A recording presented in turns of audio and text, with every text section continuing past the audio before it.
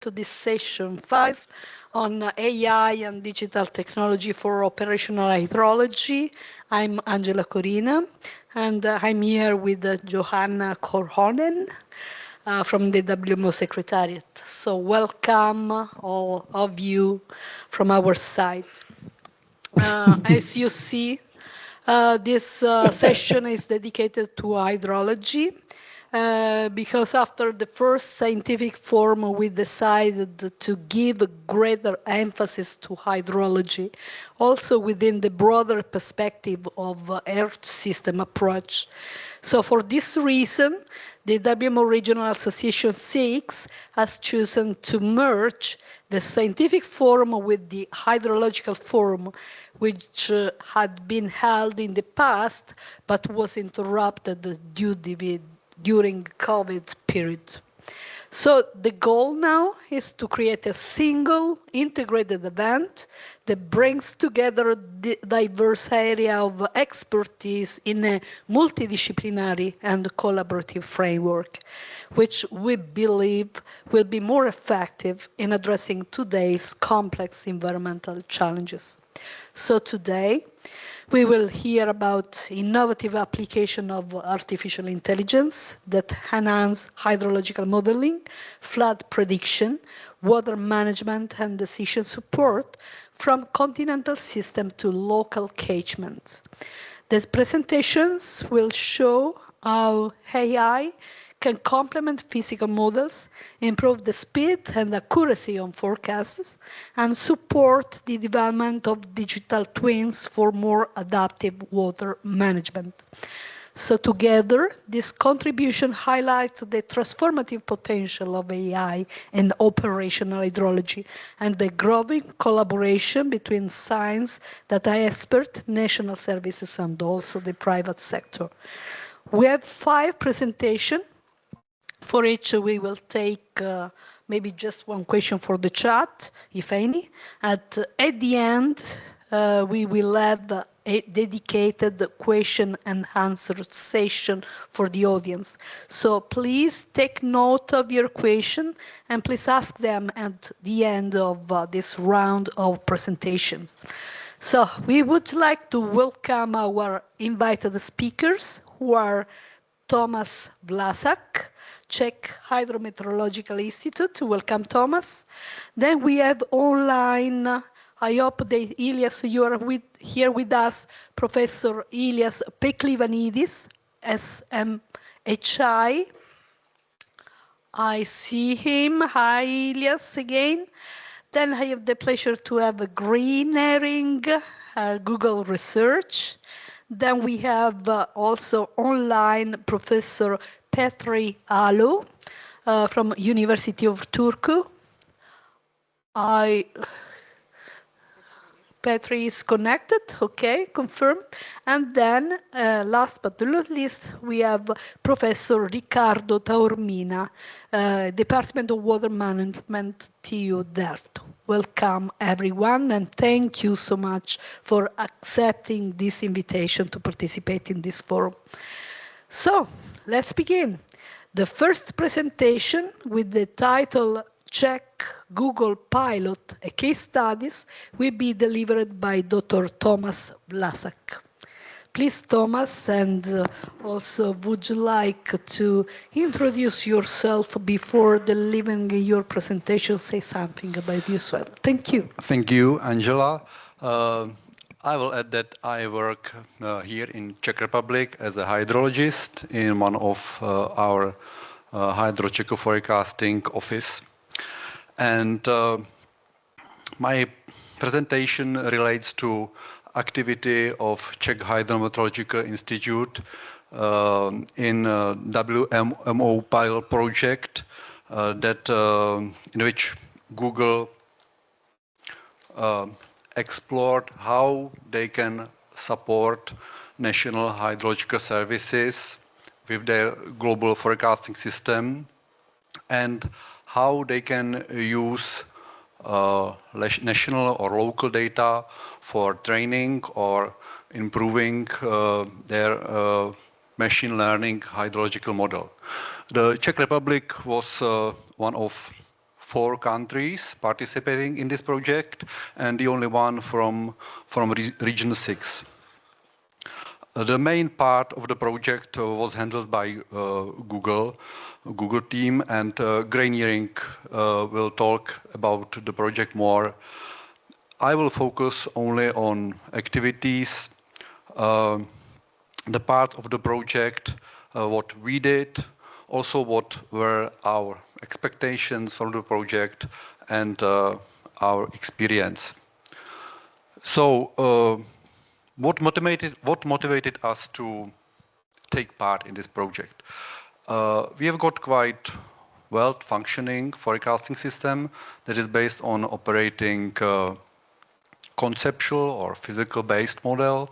We can calculate forecast flow forecast for 250 sites with 1 hour step, with almost 100 different weather forecast scenarios. But we also have challenges for future development, which are increasing number of points with river forecast, even in engaged sites. Also, to have more automated operation with very short computing time, which enables us to update forecast very quickly during flooding.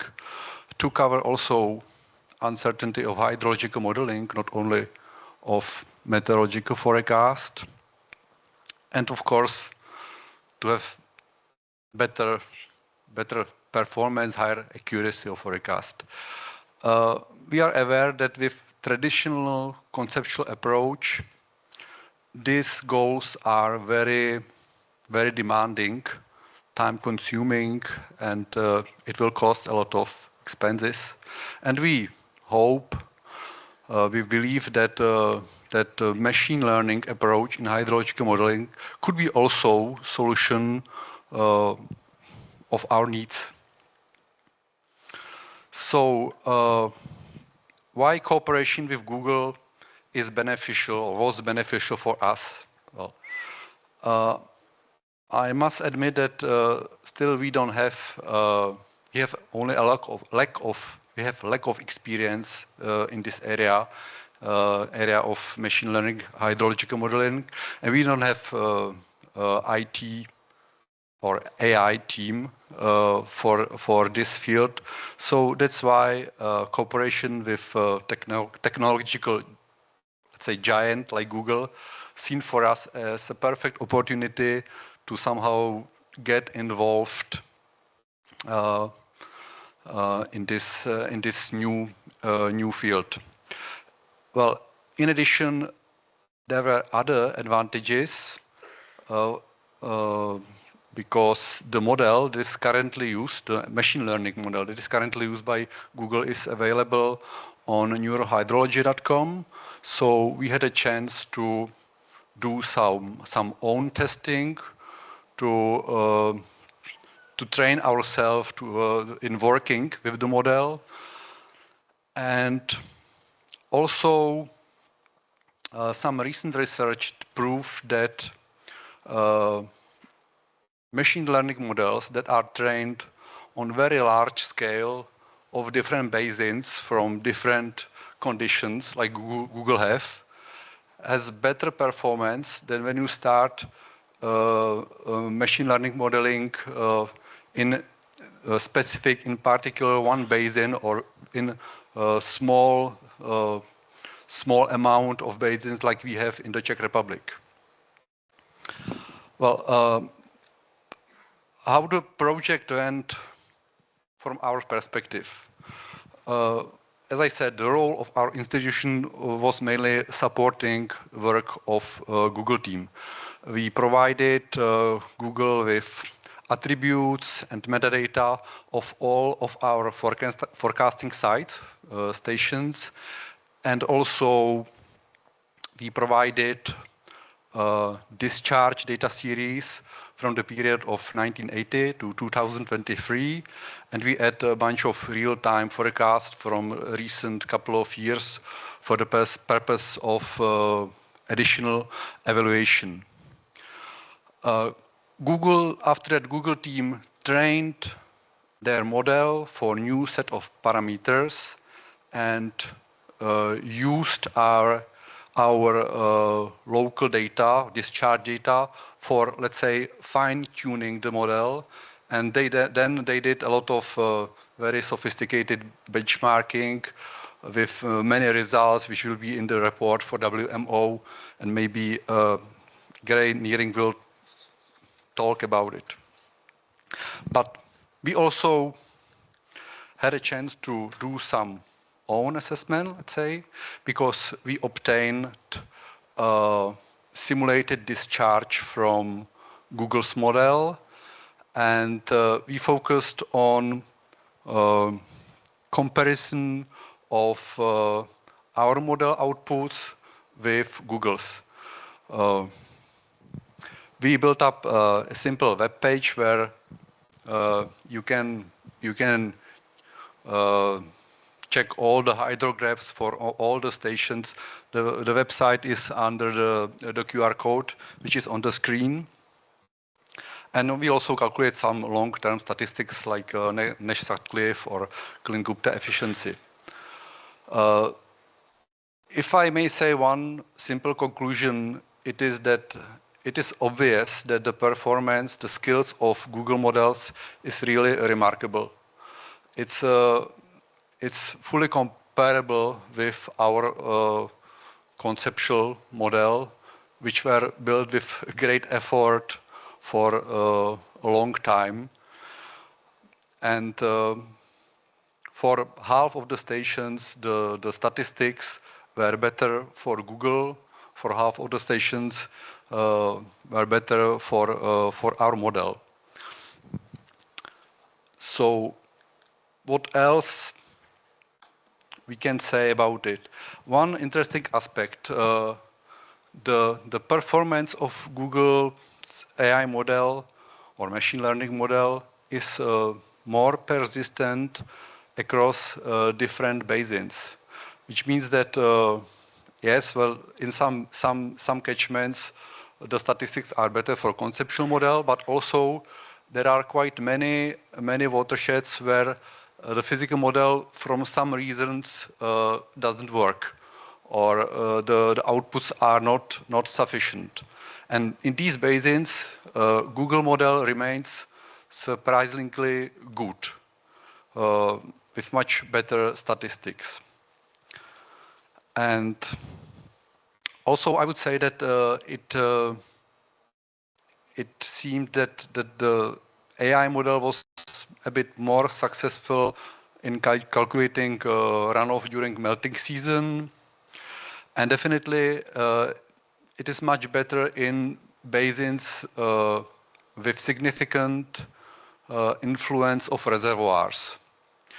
Well, I'm going to show you one in particular example, which is from one of our basins from South Bohemia, where there are hundreds of reservoirs, small reservoirs, ponds, that are used for fish farming. And these ponds affect the hydrological regime very much significantly. For example, in autumn season, during October, when the fish farming is on, the outflow, the controlled outflow from ponds results in much higher discharge, which is much higher than it should be according to soil saturation or weather conditions. So it means that this process is out of control of physical model, so we cannot simulate this. But from data series we got from Google, it is clear that machine learning model can do it. Because there is, probably it is because there is very strong seasonal aspect, and seasonal aspect is one of many inputs into the training procedure. So when there is connection, the machine learning model will learn how to deal with it, which is not possible in case of conceptual model. but well, still there are some, I would say, not weaknesses, but disadvantages of current state of Google AI model from our point of view. And the most important for us is one-day step of forecast, which is sufficient for long-term prediction or low-flow prediction, probably also for flood prediction in case of very large basins. But for the most of basins in the Czech Republic, 1 hour step is necessary. Even for flash flood forecasting, 10 minutes is required. Well, unfortunately, as far as I know, because I'm not expert for this modeling, it's not easy to switch from 1 day step to 1 hour step in case of long short-term memory type of machine learning model. But as we know from discussion with Graineering, it is feasible. So maybe in next time, this won't be a disadvantage. And the second one is missing data assimilation, which means that we don't use for forecasting pure outputs of the conceptual model. We do a lot of small steps like adjusting initial conditions of the model. Sometimes we change the inputs or parameters. We update the forecast to real-time observation, which is probably the most important procedure. And also we take into account a planned outflow from reservoir. And because of these small steps, our real-time forecasts are better than Google's, at least in a short lead time. I mean, in first to third day ahead. After that, the influence of data assimilation slowly disappears. But still, it's obvious that this procedure is important. Well, and the last slide, the project is almost over, but we keep on collaborating with Google. We did some extra steps which was not on the roadmap at the beginning of the project. We released more data for Caravan and Camel, which is the community for a database for community of hydrological modeling community. We continue testing the ML model in local conditions, which is quite difficult for us because we don't have technical background, but we have Graineering from Google, and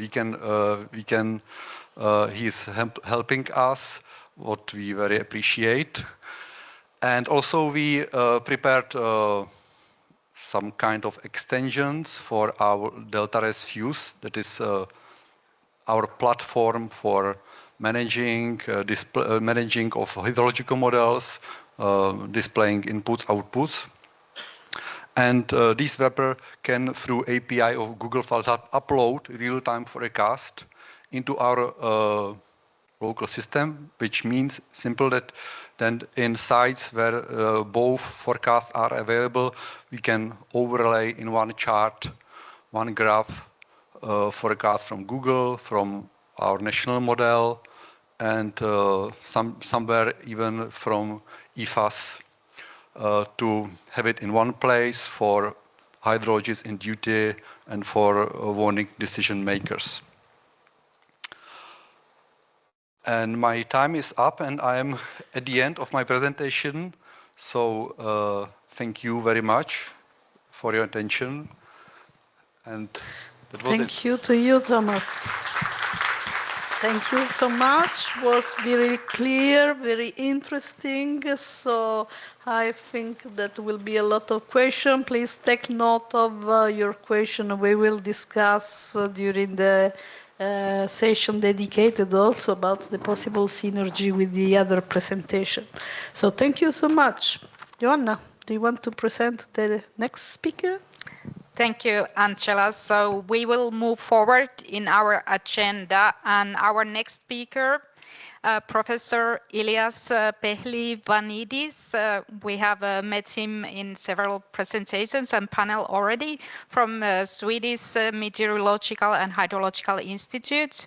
He will give a presentation, AI for hydrology, from continental models to local predictions. Please, Elias, floor is yours.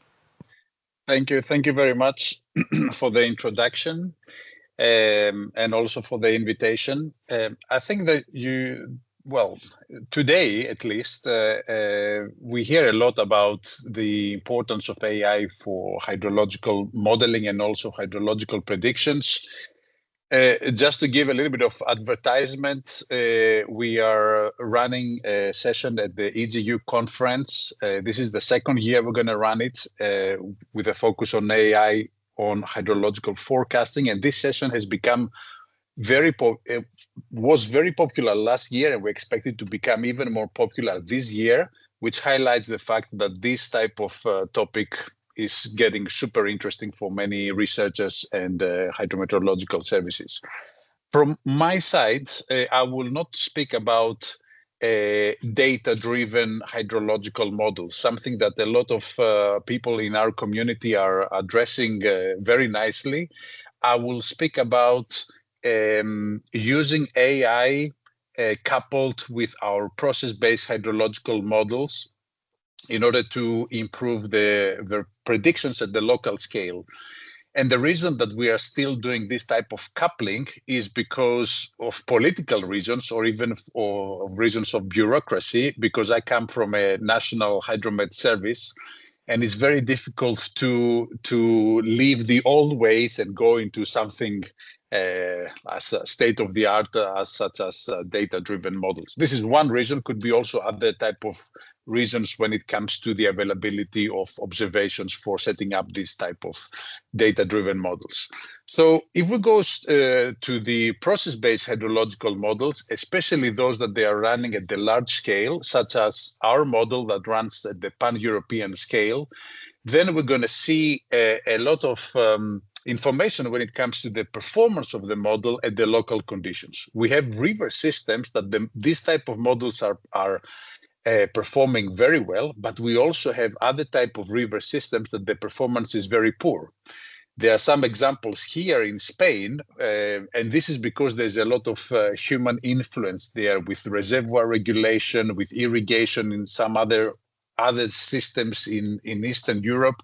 And these are all very complex for a single hydrological model structure to represent.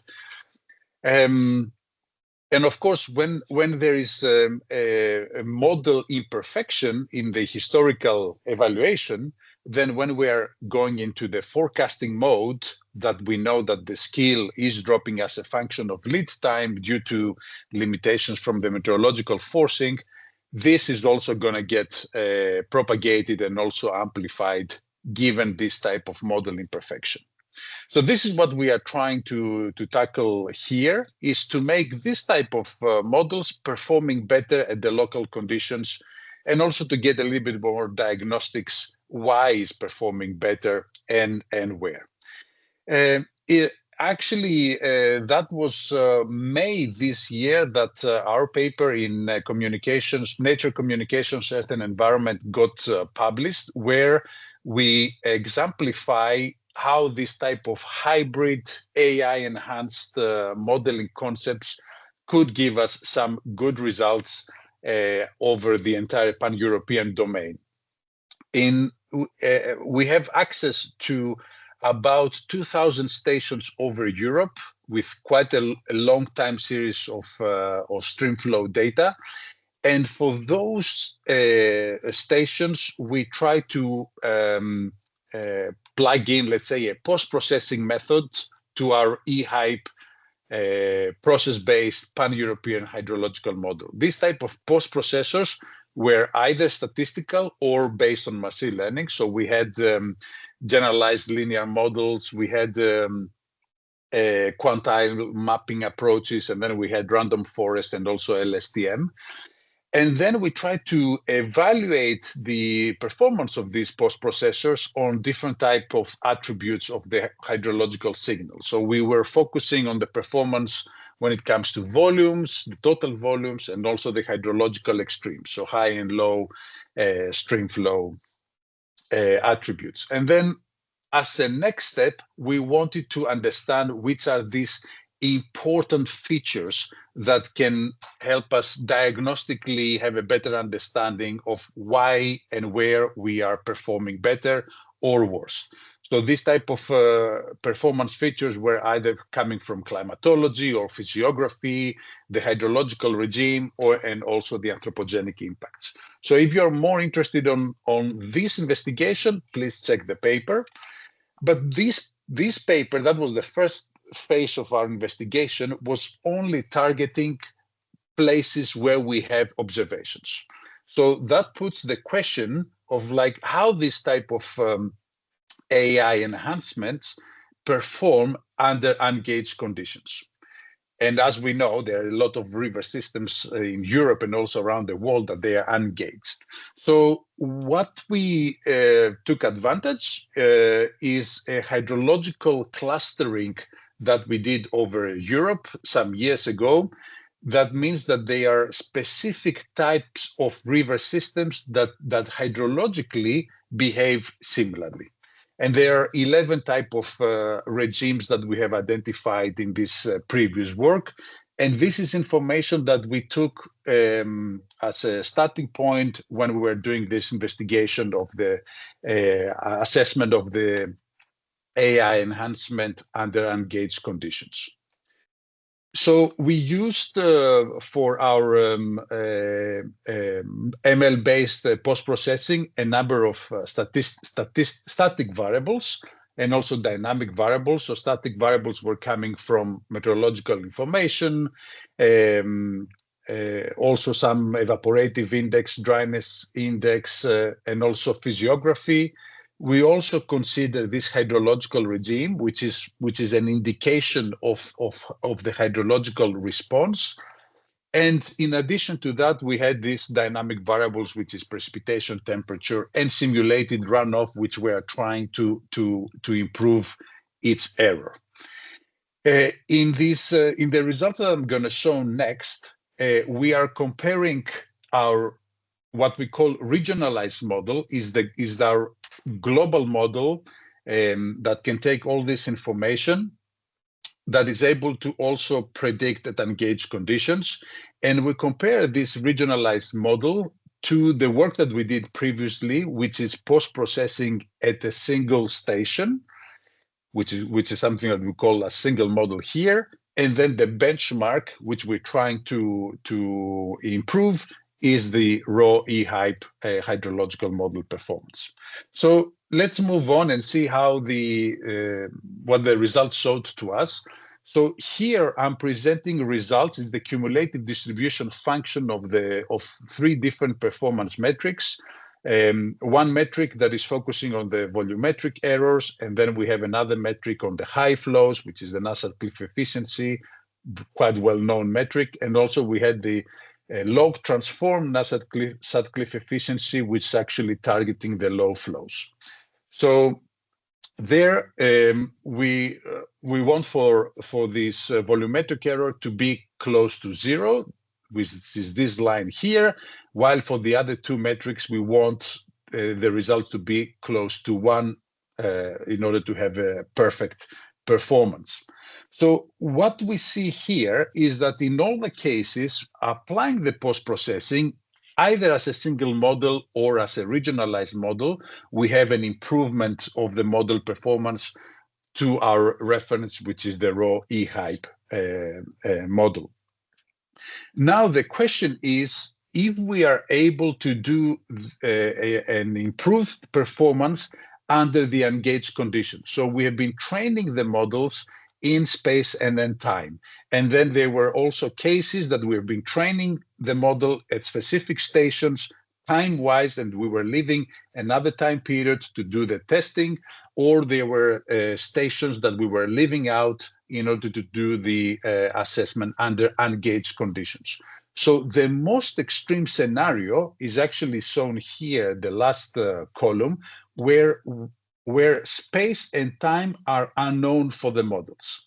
So this is where we have fully ungauged conditions. And there we see that for all these three metrics, the post-processing is adding value to the performance, but of course is not doing as well as a single model, as the single post-processor, but is doing quite some good job. And I think that yes, with this type of metrics, we quantify the added value. Now, when it comes to the societal impact, this is, or the socioeconomic benefits, that's another type of discussion that we don't do here. So from a statistical metric perspective, we see an added value even in the fully engaged conditions. So that was actually the first lesson learned for us.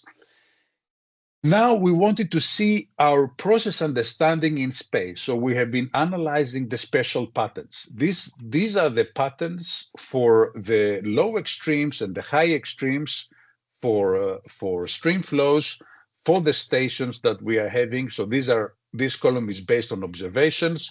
This is the understanding of the spatial patterns based on the process-based hydrological model, EHYPE, and this is after the AI enhancement. And I think even by visually seeing these maps, we can understand that the AI enhancement, especially, it gives us something closer to what we are actually observing, which is a good lesson learned, because we are, through this regionalization, through this regionalized AI enhancement, we are improving the representation of those two hydrological signatures. Right, but is it the only signatures that we are trying to better represent? And here I'm also putting a question to all the presenters and all the participants in the forum, because a lot of time we are just communicating the added value of our data-driven models or our hybrid models based on these statistical metrics, which is Nassat-Cliff efficiency, Klein-Gupta efficiency.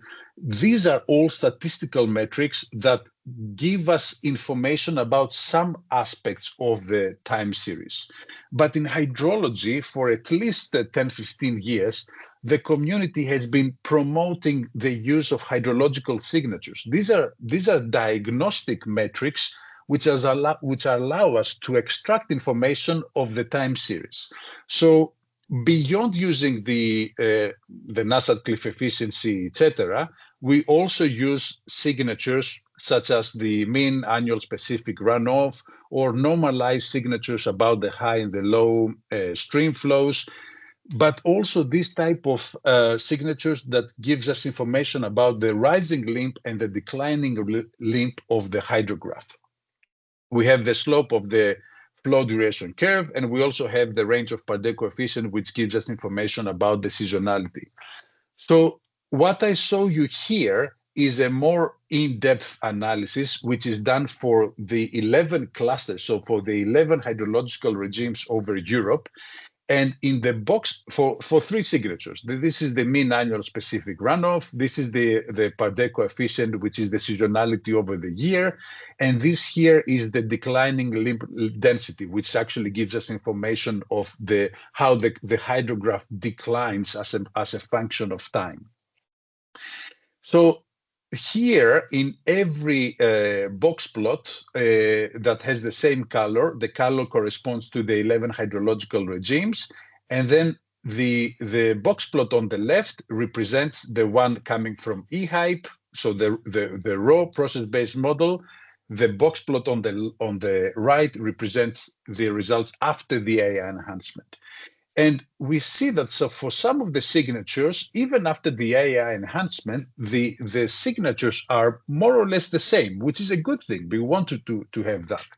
But there are some other signatures that after the AI enhancement, the time series is the attribute of the time series has completely changed, which is this declining limb density.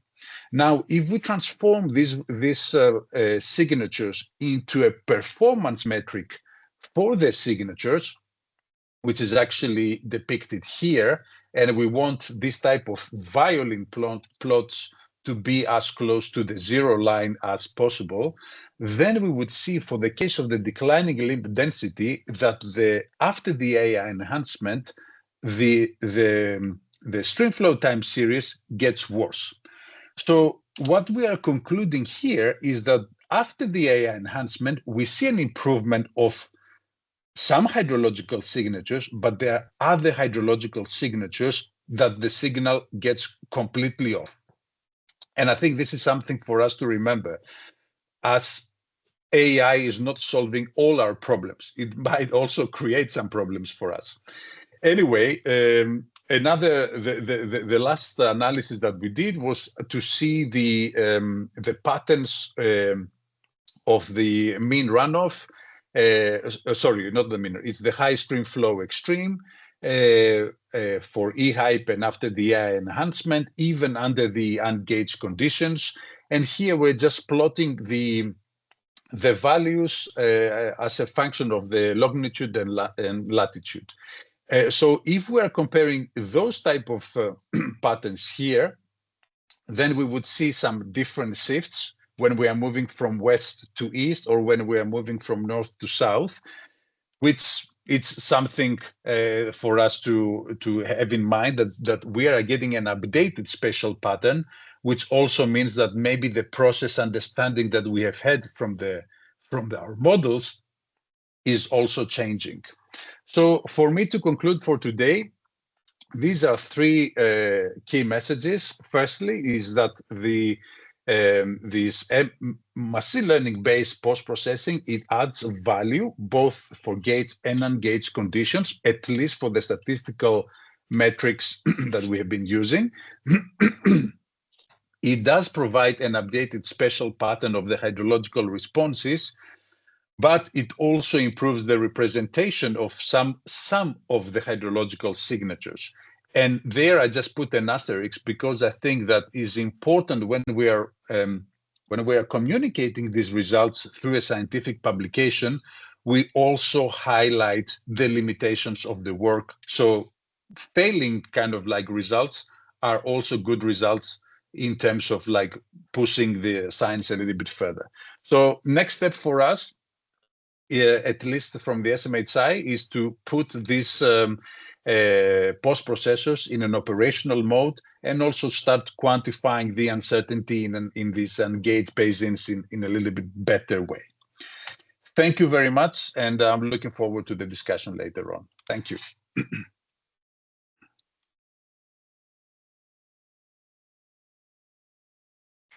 Thank you very much, Ilias. Excellent presentation. And I assume that you will be with us whole session, so we can keep the questions in the end. And I also remind that online participants, you can put questions in the chat and we will pick them later. So then I give back to Angela to introduce next speaker. Thank you. Our next speaker is Gray Nering. Welcome, Gray. Thank you for being here. Research scientist at Google Research. The title of the presentation is Global Flood Forecasting with AI to support local and national agencies. Gray, please make a little introduction of yourself before delivering the presentation. Thank you. Thank you. So I will introduce myself briefly because I work at an AI lab in Google, and I'm a hydrologist by training. And I think that before I start rambling at you this afternoon, that it's important that you know that I come from the physical science background. So I'm the token hydrologist on the Google flood forecasting team. And I'm going to tell you just a little bit of story, a little story to frame that. When I joined the flood forecasting team at Google, the project was already underway. It was pretty new, but this was back in 2020. The Google team at that time was working with the national government in India to do flood forecasting in India. And I came onto the team. I was the only hydrologist on the team. And I sat down to build this flood forecasting model that we're about to talk about. And I asked them, where can I get your precipitation data? Because I need that as an input. And they said, oh, you need rainfall data? Why do you need rainfall data to predict floods? And, and I said, well, okay, the rain hits the ground and it goes into a stream. And they're like, all right. So prove to us that you need rainfall data. So my first task at Google Research was to prove that you need to know how much it rains in order to predict a flood. I say that with kindness in my heart, because we have plenty of stories working the other way. I spent most of my early career working with hydrology agencies in the United States. I worked at INCAR, NOAA, and NASA. And we spent much of the decade between 2010 and 2020 building, prototyping machine learning models. And when I go to computer science conferences, I go to conferences on the earth science side and the computer science side. And when I go to these computer science conferences, I have equally funny stories about what it's like to build machine learning models in a hydrology research lab. And so I think that if you were to take one thing away from what I'm talking about today, is that my experience over the last 15 years doing AI forecast, or we call it machine learning forecasting or modeling in hydrology, is that real success comes from cross-disciplinary teams. And that's really been the story that I want to tell here. And I'm going to lead up to that. I'm going to spend 5 minutes on that story. But then I'd really like to talk about the collaboration that we've had with that Tomas talked about earlier with the Czech Republic and 3 other national governments. Before we start that, I'm going to give you a little bit of philosophy. And I have to ask, are we being recorded? It's a serious question. Okay, so I'm going to give the Google perspective, and I'm going to tone down my own personal perspective a little bit since it's on the permanent record here, but I'll give you a flavor of what we're trying to do at Google. So why is Google doing flood forecasting? The answer is really simple. The reason is because people come to Google for information about what's going on around them. So they come to Google search. We can see that in search queries. We can see that in queries in sort of 3 main products. I'm sorry that this slide seems to be messed up, but just listen to what I'm saying instead of looking too closely. We have 3 main Google products that people come to during times of disaster. That's Google Search, Google Maps, and Google Weather. And then we have a few other products that we'll talk about in a little bit. So the core mission of the Google flood forecasting team is to serve the core Google customers. This is not something we're doing to develop flood forecasting products to sell to people. We don't sell anything. We're doing this as part of Google Research, as a research project, with the idea that it might help support the core Google products. Okay, we've been doing this since 2018. I've been on the team since 2020. And we do have several methods of dissemination. We have mature, operational flood forecasting models, several of them over the years, and at this point we're predicting, we're building models to predict several different types of floods. What we're going to talk about today is river forecast, riverine flood forecasting models, and these have been operational for many years, and we disseminate this information through a variety of channels. So aside from our disaster warning tools are public alert tools that appear on search. So if you're in an area that someone like a government says that is subject to a disaster warning, that's earthquakes, fires, volcanoes, floods, heat waves, droughts, just anything that is coming through the CAP alert feeds, then you will see this badge on Google search. And sometimes that badge now comes from us because we're running our models, and sometimes we're not getting CAP alert feeds reliably from every government in the world. We also see this on weather. We see this on maps. We have our Flood Hub, which is our own web page. I think I have this in here. No, I don't. We have a web page where you can go and see the flood forecasting model predictions on a daily basis, and all of this is open and free. And then we also do Android notifications. So in countries that have either asked us to or allow us to, we can actually send push notifications to Android cell phones. And we have done that in cooperation with national governments in several countries, including India and Bangladesh. So we do disseminate. We're both a modeling center. If you look at the early warning chain, the early warning for all chain of 4 pillars, prepared, risk, forecasting, dissemination, and response, we cover 2 of those pillars. We cover forecasting and we cover dissemination. And we work closely with both the WMO and the ITU on these.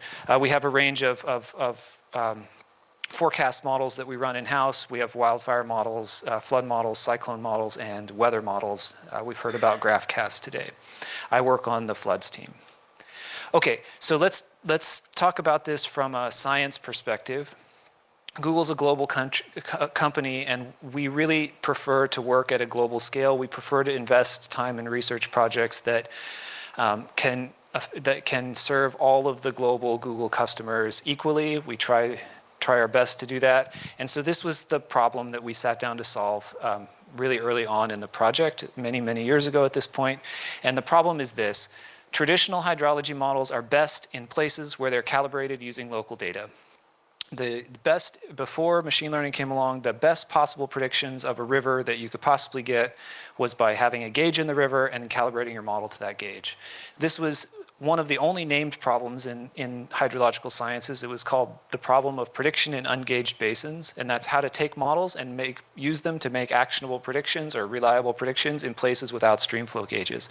The hydrology, this was the decadal problem of the International Association of Hydrological Sciences from 2003 to 2013, and at the end of that decade, the IAHS published a paper and said, we haven't made any quantitative improvement, but we've built a large community around this problem. Anyway, on a global scale, the way this problem manifests is that places with populations that have the highest vulnerability to the human impacts of flood events are highly correlated with places around the world that have the least amount of data for calibrating models. So that's the fundamental situation that we're dealing with. And the solution that we use is we take all of the hydrology data around the world, from the whole world that we can find, and we train one model with all that data. And we hope that it's enough data that the model can learn generalized hydrological behaviors and then predict in places where we don't have data. So the difference here between this and a traditional hydrology approach is that we don't calibrate locally. We train one model for the whole world, and we hope that this model is powerful enough to learn all of these different hydrological behaviors. We looked at these are some early experiments that we ran back in 2018, and we ran these with data from the National Center for Atmospheric Research in the United States, NCAR in the United States. And so these are results from 531 basins in the US. These results are from 2018. And what we're seeing here is one of my favorite results, which I'm not going to go through the plots, just pretend like they're a pretty picture. Just listen to what I say. I really don't want to spend time on the technical details. But what these plots are showing is that traditional hydrology models are best when they're calibrated locally. You get a pretty large skill gap, but machine learning hydrology models are best when they're trained on as much data as possible from a large diversity of hydrological conditions. And so this flips the script on the problem. And I love this slide because going back to the fact that I speak at both machine learning conferences, computer science conferences, and hydrology, earth science conferences, there were several years where this was a new result. It's not a new result anymore. Basically, the whole hydrology community knows this result. But when this was a new result, I would go to a machine learning conference and I would present this result and get blank stares, and everyone would say, this hydrologist doesn't know what they're doing. Everybody knows that machine learning models get better when you train it on more data. But then I'd take this result to the hydrology conferences and people would say, oh, this machine learning guy doesn't know what he's doing. Everybody knows that locally calibrated models are the best. And the reality is you kind of have to shift your way of thinking. You kind of have to understand that thinking about hydrology problems is different from a machine learning perspective. And this difference translates through the whole code cycle, the whole R2O cycle. This is an early result we got when we were working for NOAA, and what this shows, we're benchmarking these early machine learning models, which are still the models that Google uses operationally, or close approximations. We're benchmarking against the operational flood forecasting models in the United States. Here, the skill scores of 1 are best, so curves to the right are better, and the 2 operational models in the United States are the blue and the red. And the machine learning models are in yellow. And the key fact here is that the machine learning model that's predicting in places where it's never seen data is the yellow with stars.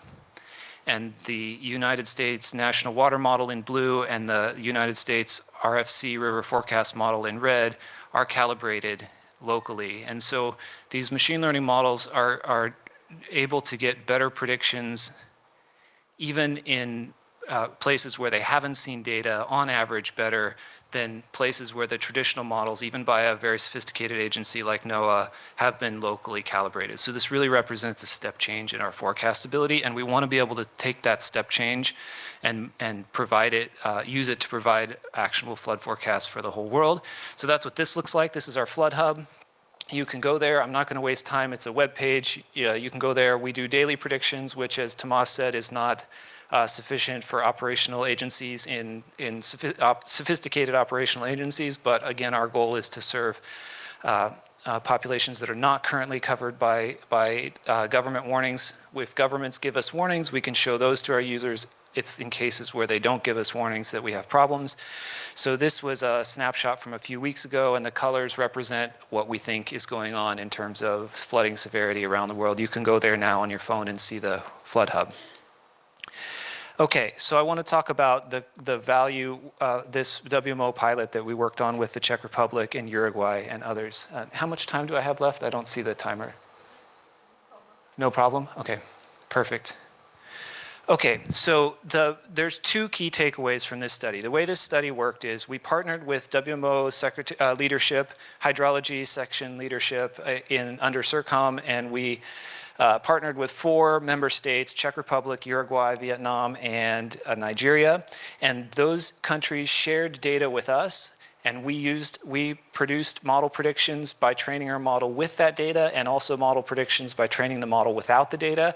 And then we did studies where we split the data up and trained on parts of it and tested on other parts. And the two takeaways here, again, I'm not going to go through the details of this colorful picture on the screen. It doesn't matter. What matters is the two takeaways are that the models get significantly better when they're trained on local data. That only works if you add the local data to the global data set. You still have to have the large training data set, but you take the local data, you add it to the global data set, and there's a couple of different categories of approaches you can use to train the model. One is just to train a new model, and that works great. The other is this fine-tuning approach where you take a pre-trained base model and fine-tune it on the local data. Both of those work great. You get significant skill increases. And the takeaway that I would like for the WMO community to use this study for is to motivate people to share data. We would really like people to share data, and I'm going to have a slide at the end about what I think that looks like. The second result is that data assimilation is critically important. So as Tomas said, the blue model here I do want you to look at the plot. The blue model are the skill scores, higher is better. The blue model are the in-house Czech Republic actual forecasts that they shared with us. And these are the forecasts not from their base model that Tomas was showing where they won 50% of the time. We won.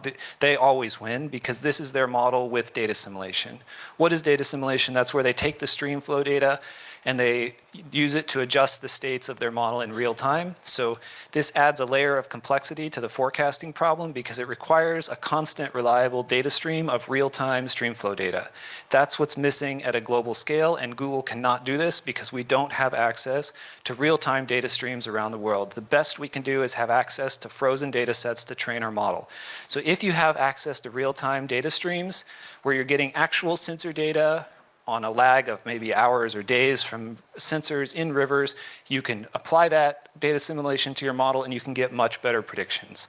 This is why we have a big problem to solve. And I'm going to leave the problem for the very last slide because this is the main point of my talk. But the problem is that the best possible predictions come from local agencies with access to local data.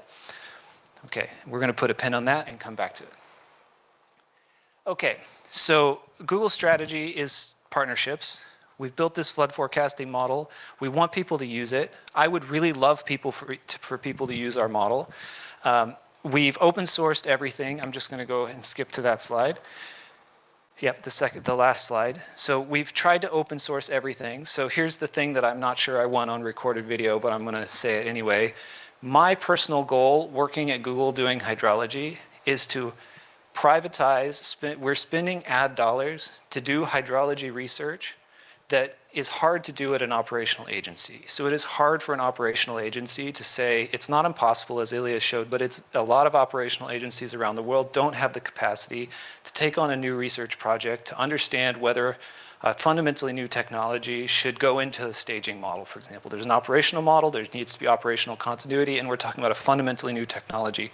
What we can do at Google is we can take on that risk, and we can spend private money to do that. And the outcome of that, in my opinion, should be open source software and data that then can be absorbed by agencies like Tomas's and put into operation by the agencies that are actually responsible for issuing public service announcements. Okay. So this is the summary of where we are in that open sourcing part of the project. That's the phase of the project we're in, and I want to give full credit to the CIRCOM leaders here. These 3 of the 4 open sourcing projects that we currently have were heavily inspired by the outcome of this WMO pilot study and with our collaboration and through our collaboration with these 4 governments. So I just noticed that Nigeria, Uruguay, Czech Republic, and Vietnam spanned a range of sort of technical in-house capacity. And so that creates a spectrum of targets to hit when you're open sourcing data and models. So this is an unsolved problem. And I think that from our perspective, the problem that needs to be solved is you have these great global hydrology models. We have a lot of agencies that have responsibility that really shapes lives and property and outcomes in a lot of the world, but have very few resources. And even traditional hydrology modeling tools are not always available to some of the governments and national hydromet agencies that need flood forecasts the most. And I think the problem that needs to be solved next is how do we design tools that take these AI models, which are very cheap to run, very accurate, but still really benefit from local expertise and local data, and how do we bridge that gap so that these models can be accessible and they can work with local data when there's not necessarily programming Python expertise on the ground. And also, hydrology data is often very sensitive, so agencies don't necessarily want to give us their data all the time. There's national security implications. Water data has monetary value, so there needs to be a system that makes these models and tools accessible, interactive, and also private. So that's the problem for the next year or 2 that I see in AI hydrology. And now I just want to do a short bit of advertising. These are the open source tools that we have available. Please use them, contribute to them. Please email me and tell me what you think about them. The first is our API. So this is a Python API where you can go, and on a daily basis, you can just get our flood forecasts. So we run flood forecasts for 1.03 million locations around the world. These are all river reaches around the world. We also have inundation models that run whenever we think there's a flood, so you can get inundation maps. And you can go to this API. There's a sign-up process. It's free, but you have to register because we have to know who's using this since it's real-time information. You can go fill out the form. If you're a national agency or a local agency, you'll get access, and you can just get the data injected into your operational workflow. We also have historical reforecast archives, so this is just history runs of our models you can use to do evaluation on your own. You can see how well you think our model works. That's pretty straightforward. We have an open source model, so Tomas showed talked about how the CHMI is working with our open source models. We have a new version of the open source model. So our open source model has fundamentally changed over the last few months, and that's why I'm blanking out the QR code, because we're about to release this new model. We had an upgrade in our operational model under FloodHub. We've now implemented that upgrade in our open source code base, and it's a few weeks away from being released. So I'm encouraging people to kind of wait to go get our open source model for a few weeks so that you get the new version. And then the last thing is this training data set. So we created a Python open source set of Python code that what it does is it allows agencies around the world, these are usually academic agencies, will take streamflow data that they own, and they will create versions of that data that plug into a larger global data set. So it's basically, if you have streamflow data and you want this streamflow data to be part of the global data set that is available for academics or operational agencies to train global models or train models that they're going to use locally, then you can take this Python code, which is linked there, and you can this Python code will standardize your data in a way that fits in with the Caravan data set. Caravan is this global data set. Caravan is a collection of camels, and camels stands for catchment attributes and meteorological something large sample hydrology data. So Caravan is a collection of these CAMELS data sets. Usually a country will contribute a CAMELS data set, and we have about 20 to 25 national level contributions to the Caravan data set. And so this is what we use to train our model. It's open and public. So in principle, between the yellow box and the green box, you can train exactly the same model that we have running on FloodHub. And it takes a few days to train on a single GPU, and then it performs inference around the world in a relatively small amount of time. So it's pretty cheap to run and train. All right, thank you.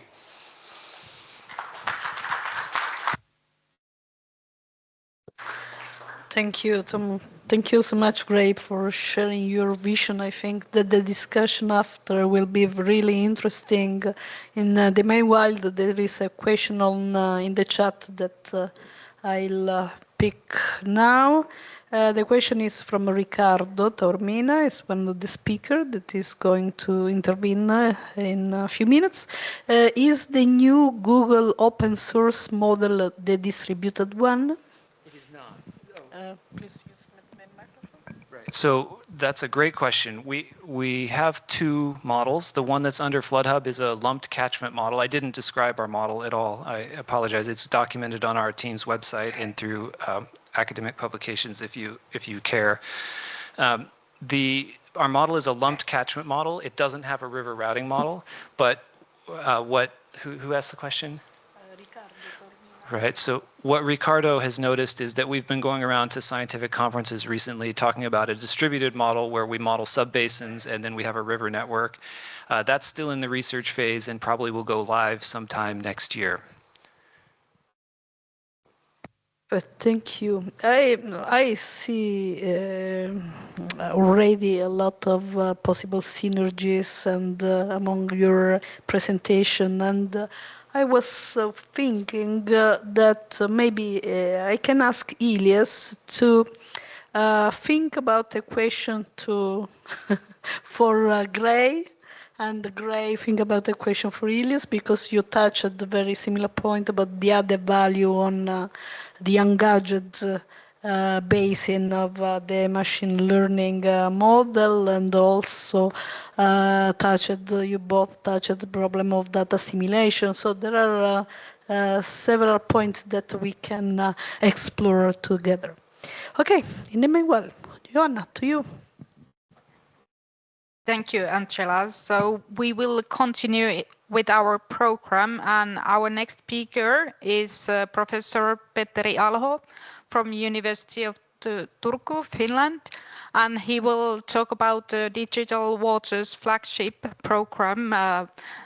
So please, Petteri, if you can also shortly introduce your background, please, floor is yours.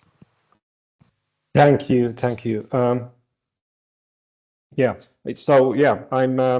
My background is in physical geography and river studies. And as Johanna said, I'm coming from University of Turku, Department of Geography and Geology there, but I'm also Vice Director of Digital Water Flagship, which is one of our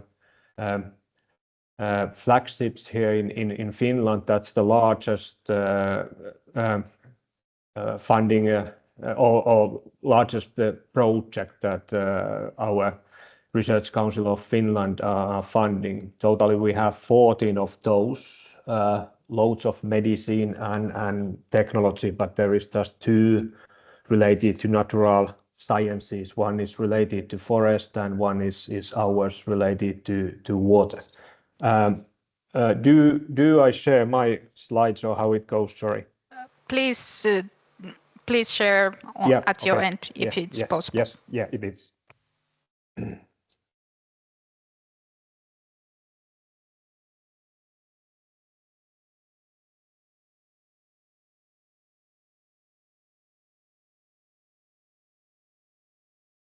Can you see my slides now? Yes, perfect. All right, very good. Yeah.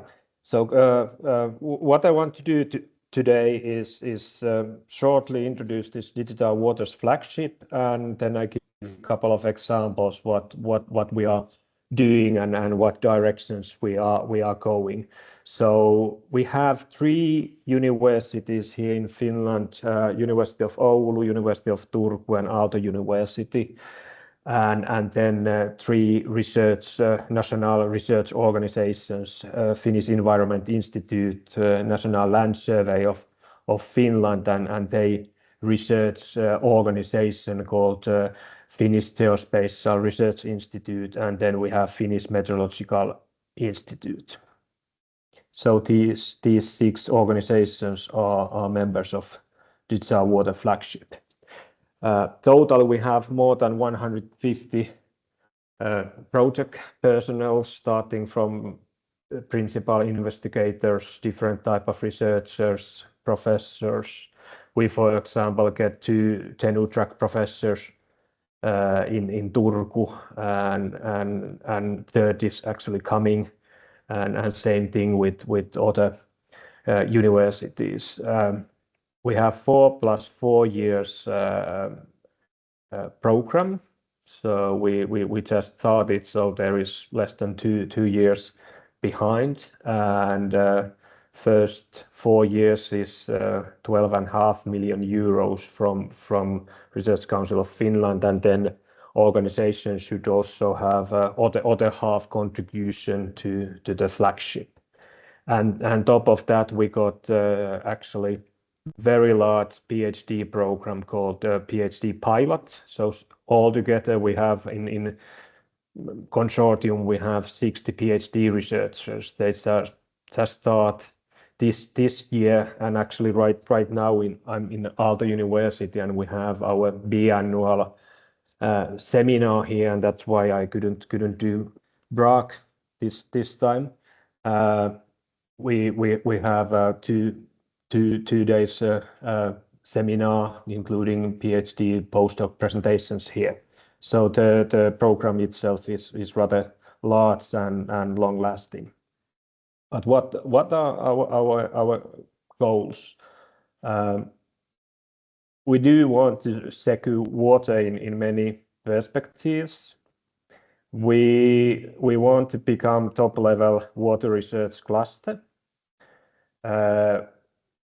We are focusing to develop different type of methodologies and innovations, and we are going to develop digital twins of catchments for selected areas, mostly in Finland. And then we have this training aspect, so we are going to train new generation of water professionals who has aspect of water challenges in the future.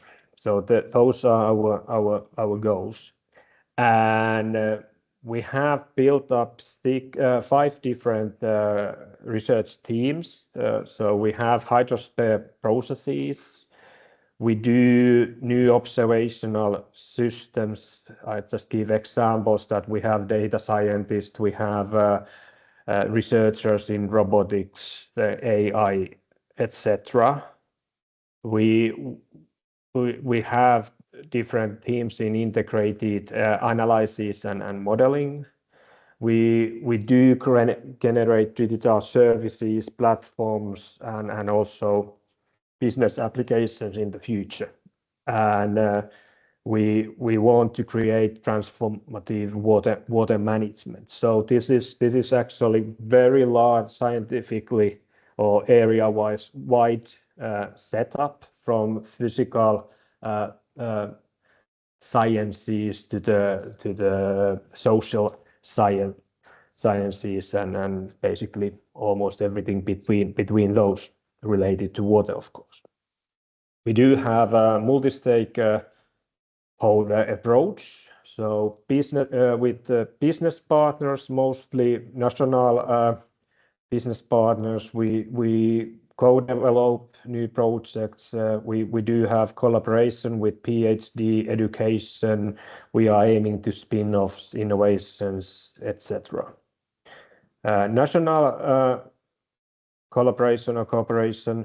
We have water management plans, catchment level planning, and we are also seeking opportunities to grow these what digitalization can bring to us. Then we are not just on national or business level. What we want to do is local partnership as well, the real cooperation with local water-related actors in catchment areas, cities, and etc. And that's why we have these super sites basically all around Finland, and those are rather well equipped. So we have sensors there. We do all these activities there. But then we have also international cooperation networks. I go for that after a couple of slides. So what kind of research approach we have?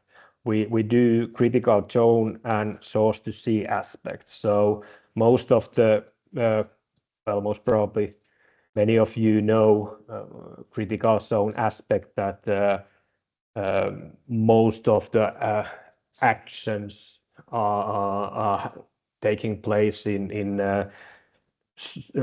on ground and certain depth of soil, and then certain elevation of the atmosphere. So that's the most active zone, and we are concentrating on that. And then we are taking from the source to sea, so the whole catchment area, not just focusing on one river reach or something like that. Then what this digital waters means, digital plus water.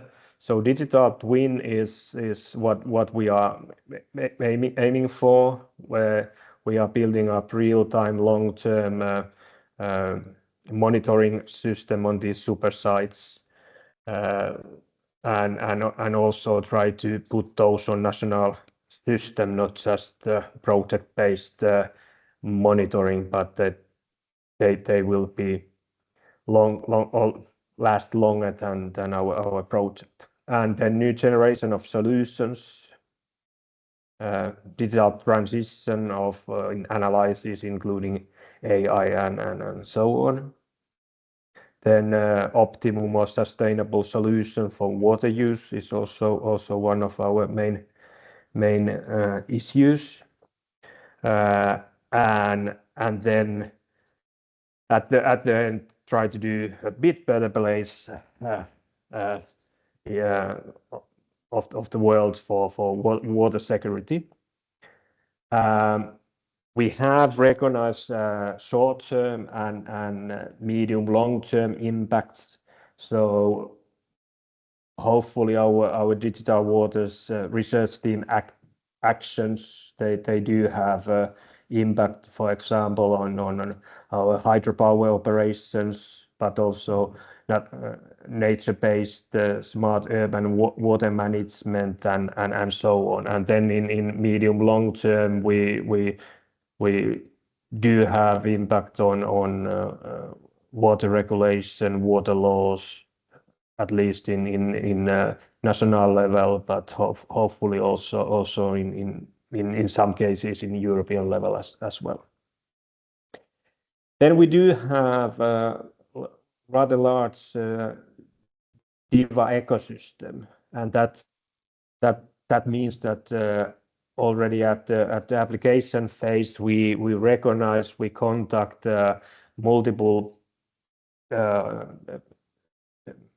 business actors, research organizations, large EU international projects, EU level infrastructure project networks, but also NGOs, public bodies, governance, and so on. And this also show that we are quite wide in thematic wise. We do have physical and societal impact there, or actions and impact related to those. Then I go for a couple of examples what we are doing on the field and how we are transform or transport those to our data space and so on. So this example, these couple of photos and one of our research paper, they are coming from River Oulanka, which is northeastern part of Finland, and actually part of catchment is in side of Russia. But what we have here, we have meandering river with quite fine sediment, fine gravel and sand, and this is very active meandering bends, so we can recognize different changes quite easily here, or they are rather large. And what we do in this picture, we actually have sonar and ADCP under the water there, measuring bathymetry and flow velocities, and then we have on top of the surface we have different laser scanner sensors. So we are getting geometry of the whole river channel under and top of the water, so banks as well in very detailed scale. And here is example where we put the 40 years data of changes on these meandering bends based on total station cross-sectional measurements plus those fine scale laser scan data during last six years. And we took also hydrological and weather data there during last actually 50 years. And what we noticed here, I'm not going details on this paper, it's published in Journal of Hydrology last year. So, but a couple of points based on weather data. We are as you probably can see it, but we are pretty much on Arctic Circle there, and based on this 50 years data during that 50 years time period, actually winter time is getting 2 weeks less. Ground frost is getting less and less, or that time period is getting shorter, and it's not anymore during spring flood here, and that's why actually sediment transport erosion is taking more and more place here. And we can recognize from that data that actually nick point for these changes are on mid 1990s, and it's getting actually larger and larger now. And on your left hand corner on those aerial photos, you can see 120 meters migration of the meander bend, and or the example there is 42 meters, so rather large river dynamics here, and trigger here is just the midst of ground frost actually. All right, this was example on the field what we are doing, just very detailed scaled research. We do have national wide things as well going on, but anyhow we have this kind of DIVA data space, which is part of one other geospatial research infrastructure project, but we are collaborating with them, and we are getting this kind of data space, data lake there, where we can actually get data to our models, and in some cases to digital twins as well, and then our models output back to DIVA digital data space. What we do in digital twin, and I'm not expert on this, but anyhow, Well, as you know, it's digital twin is virtual representation of physical system, and what we are doing here, we are aiming to full digital twin, that we have real-time data from river system. We can do real-time simulation analysis of that data, and also make some controls, or at least, for example, outcome signal to the hydropower company, for example, and so on. And what we have here, or these components of digital twin, we have these physical systems. We need sensors of the river system or catchment, data connection, how to get the data from catchment to the data space, and then to the digital twin as well, how we storage data, how we manage that. And then we have modeling layer where we run the modeling part as well, and then we need the real interface for the twin where we can modify, communicate with or to decision makers. Then I'm not going to read all these, but we are creating also packages of digital twin, what we can actually provide for stakeholders. So we have these digital twin models. We have sensor network, which is physical and digital. Then we have hydrological scanning network. We have a data assimilation engine. We do have these supersite test beds. Unfortunately, I forgot the map of those supersites from this presentation, but basically we have those all over to Finland, basically. And then we are creating Diva user interface as well. That was my presentation pretty much, but I want to advise also the conference, Nordic Hydrological Conference, which takes place in Åland, in Finland, the island between Sweden and Finland. It's end of the August next year. So if you have interest to participate, we just publish this net site. So have a look and come to Åland, and we can chat more there. Thanks a lot.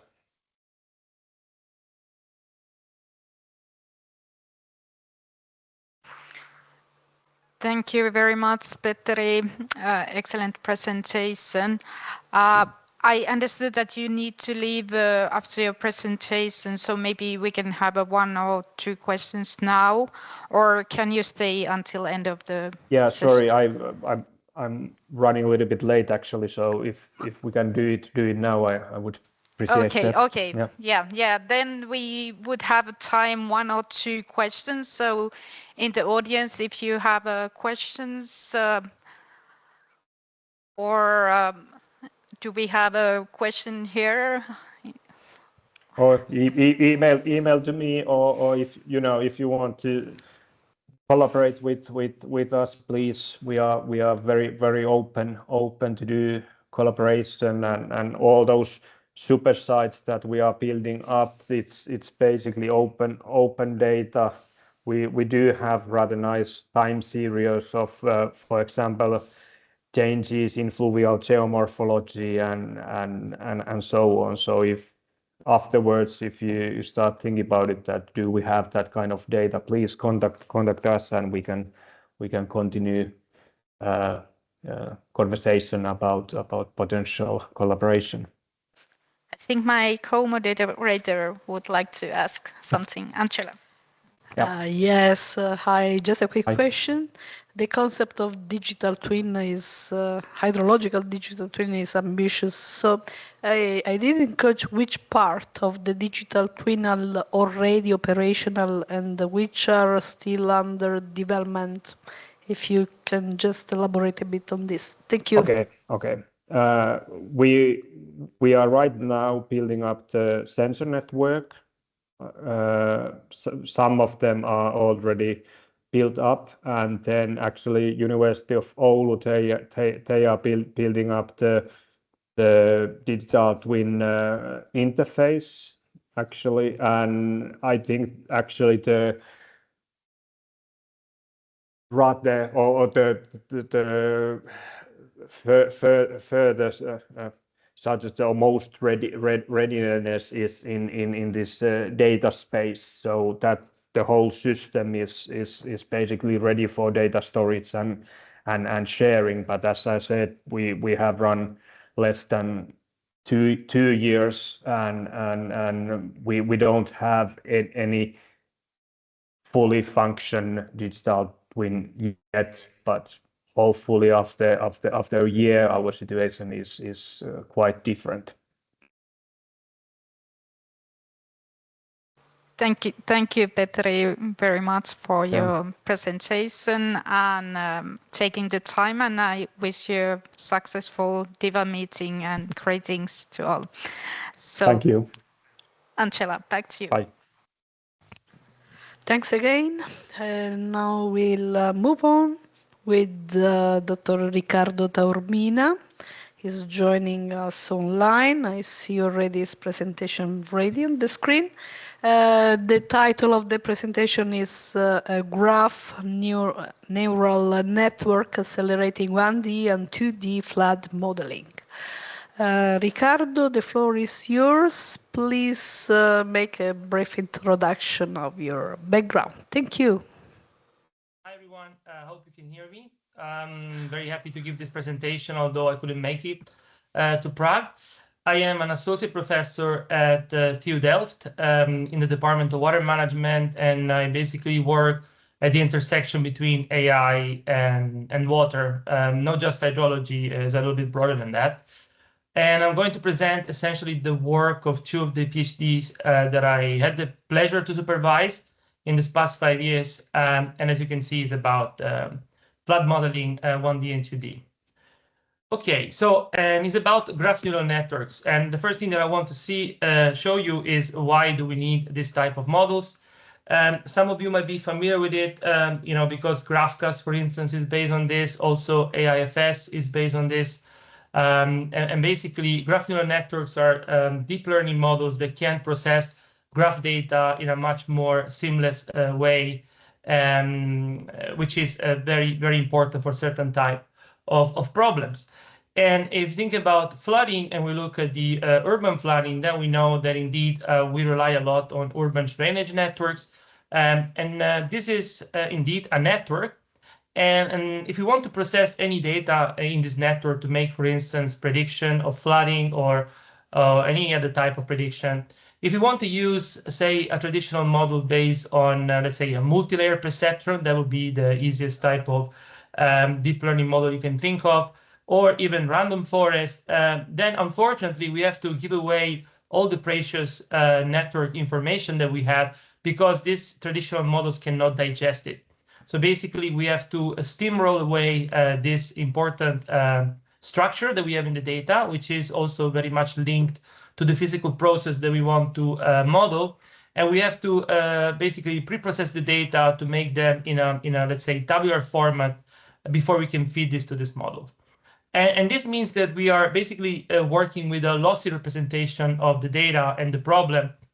So graph neural networks allow you to sort of like process this directly and exploiting the structure to learn better with less data.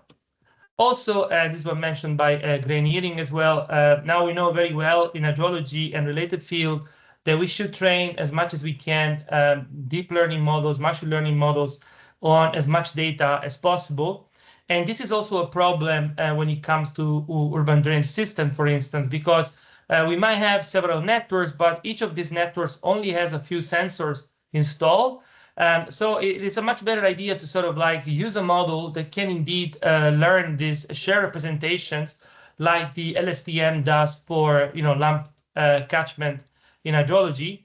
And now we have a model that we can use also to make prediction in other location that we didn't see during training by only leveraging minimal information sometimes. So these are the reasons why graph neural networks can be very important to use and very suitable for several problems in the water sector. And very briefly, this is the only sort of technical slide that I have. In the end, graph neural networks are very simple, most of them at least. So here on the left, you see the most basic dense layer, which is the basic neural network layer. And we have these nonlinear activation functions, the weights that we learn through gradient descents, input and outputs. In the GNN side, essentially, you have basically the same elements. And also you have this extra element here, which is called graph shift operator. And it's essentially a matrix that is able to embed the network topology and other important information about the network we were working with. And in this way, we are then able to have a machine learning model that can actually process network data.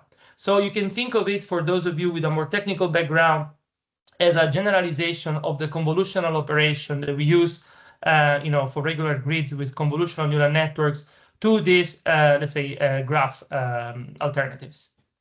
Okay, now let's say we have this GNN, and let's say one of the long-term, at least, objectives of my lab is to develop what I call here foundational models for 1D, 2D flood modeling. We've talked about foundational models a little bit today. The idea is, in my opinion, to be able to replace simulators, hopefully by also merging a bit of physics with machine learning to make them more trustworthy. And for them to be foundational models, they have to be transferable across case study. They can be fine-tuned. And we also had a bit of this conversation already in the previous presentations.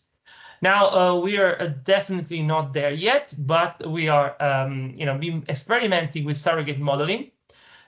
So basically what we have now, there are foundational, let's say, surrogate models up to a certain point. So if you're not familiar with surrogate modeling, it's very used in our field. We have a very accurate flow simulator, which is based on physics. Usually they are hard to run. It takes a lot of computational power. So we want to maybe run them only for a few simulations and then training a machine learning model that can learn the behaviors and also generalize up to a certain point, extrapolate to unseen case studies, and by retaining most of the accuracy, hopefully, and by providing very high speed ups. So we want to really reduce the computational efforts. And this is essentially what we've been doing in the past years in my lab. These two PhD students, one of them is Alexander Garzon. He's been basically developing a surrogate model for SWIM. SWIM is the EPA, let's say, hydrodynamic simulator for sewer system. So that's the 1D component, or let's say flood modeling.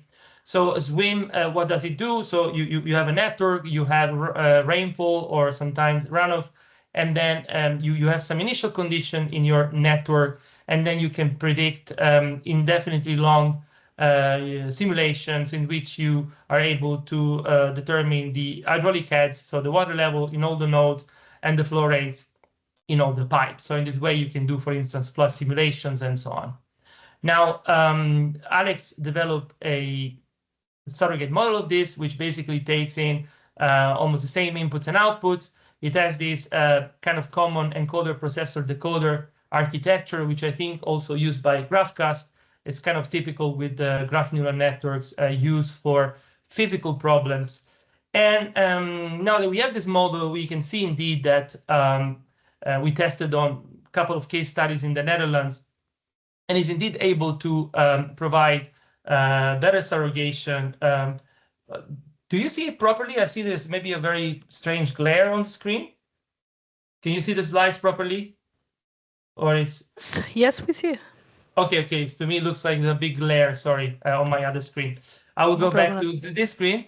Again, you can see that this GNN is able to provide a much better prediction than a traditional model that we use for comparison. This one is a multi-layer perceptron. Also we can see here that actually the graph neural network is able to learn much faster than the alternative model.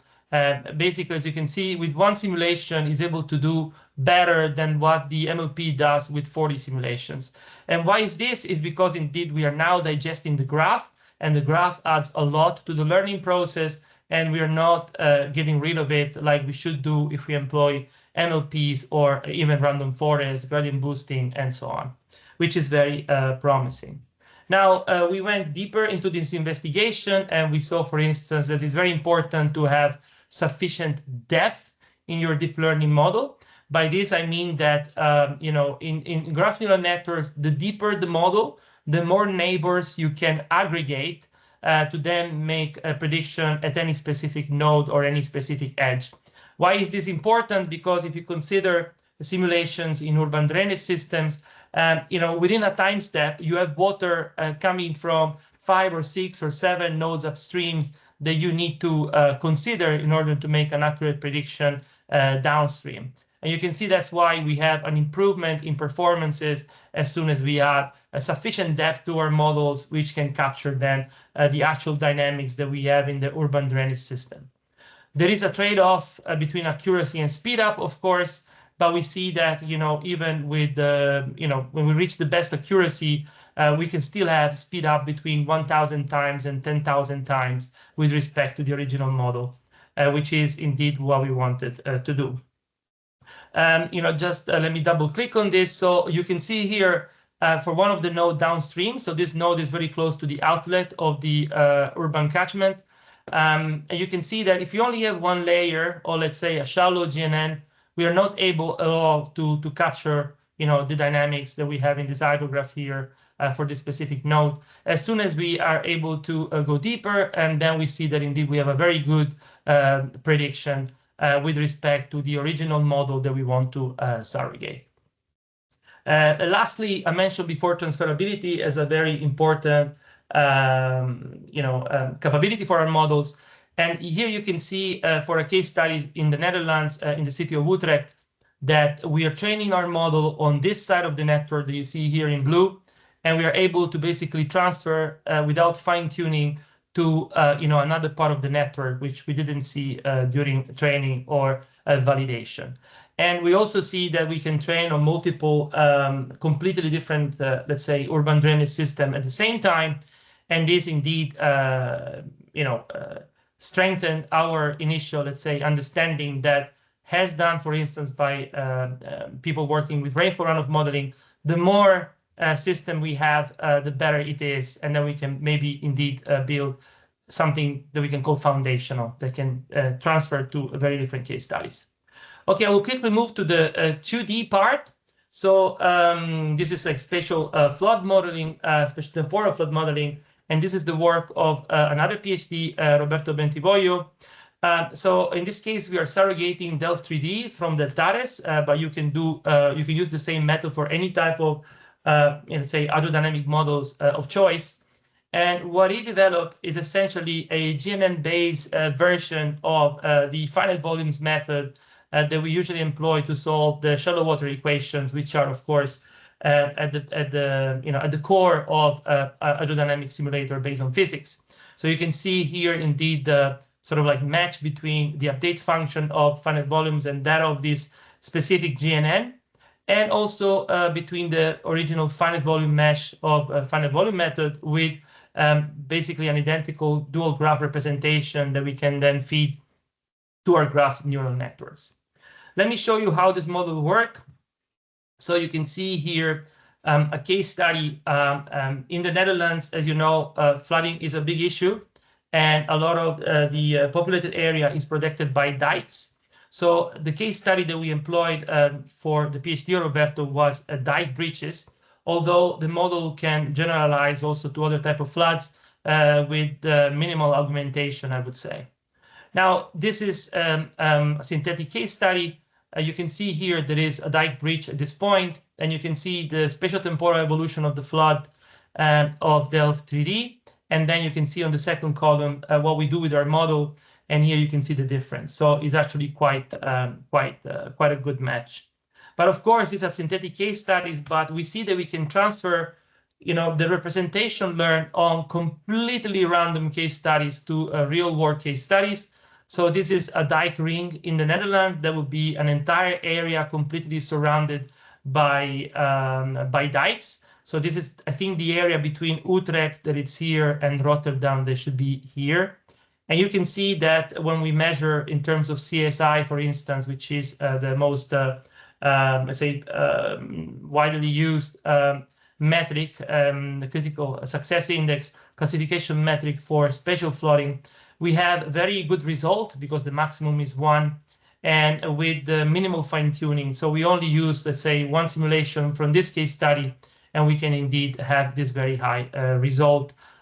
Also at different types of boundary conditions. And by boundary condition, essentially, I mean the hydrograph of the discharge that we have at the dike breach, because there is a river breaching into this area. Now, why can we scale to very large systems? Is because Roberto's model is multi-scale, like I think also GraphCast should be, for those of you with a meteorological background. Basically, we are not only operating at the finest mesh, but we also delegate computation to 2 levels of coarser meshes. And in this way, we can retain high efficiency and also, scale quite well to very big case studies. Since we're moving closer to operation, now we are already implementing critical hydraulic infrastructure into our model. So we can also have, canals, underpasses, elevated elements such as roads, to be even closer, of course, to the original model that we want to surrogate. And now you can see that we can work with very large meshes, even more than 200,000 cells. Here, the finest resolution of the grid was 40 meters. So it's pretty high resolution, but we can even push the model further. So I'm showing here a case study in the Netherlands again, near the city of Nijmegen, which again, as you can see, is completely surrounded by, this area is completely surrounded by water from 2 different rivers, and we are close to the border with Germany. Now, even for this very complex case study, I hope you can see that we are doing quite well with respect to the original simulator, and we basically have speed-ups of 10,000 times over Delft 3D, and also we can basically have a test CSI of 0.7 on unseen case studies, which is quite good. What does this mean for us? This means in the end that we can also move towards, simulation-based probabilistic flood modeling, because it takes 10 hours for one simulation. In this case study with Delft 3D, it takes 10 hours to make 10,000 simulations with our model, which is pretty good. So we can generate a different kind of probabilistic flood map. We can reason in terms of ensembles, and we can do this also for flood arrival time, which is also very important from an operational point of view.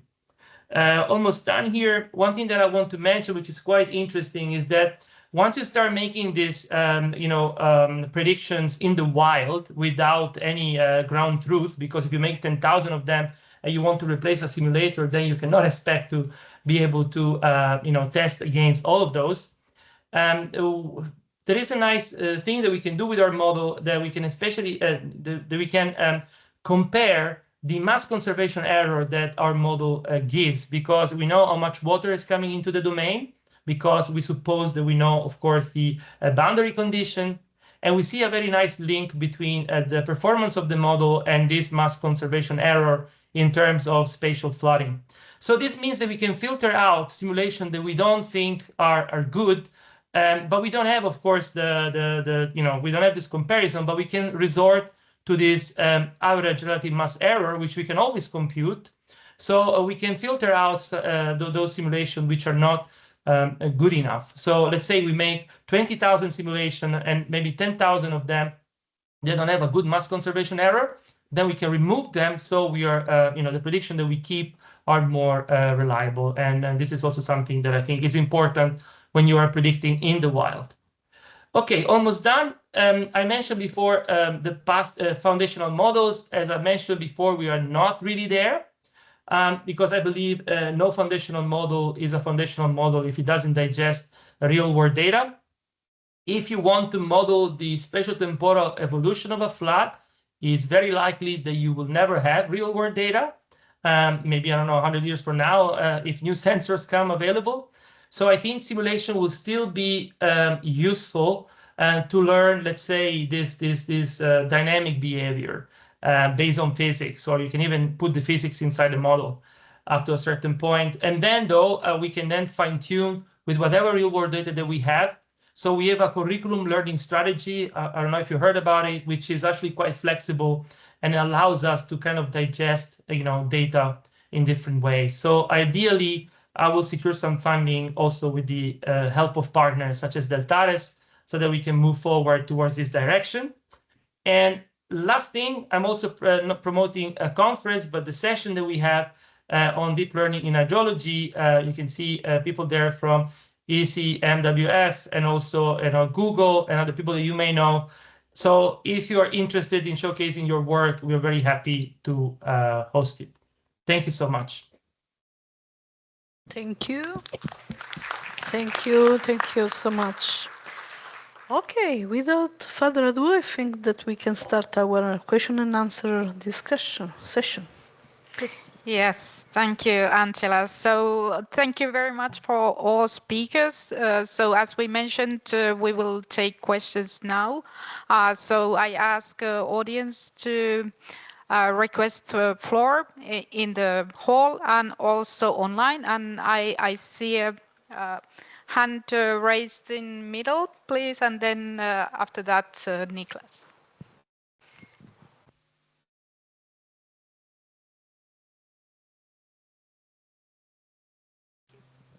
And once you intervene, if you can introduce yourself at first, please.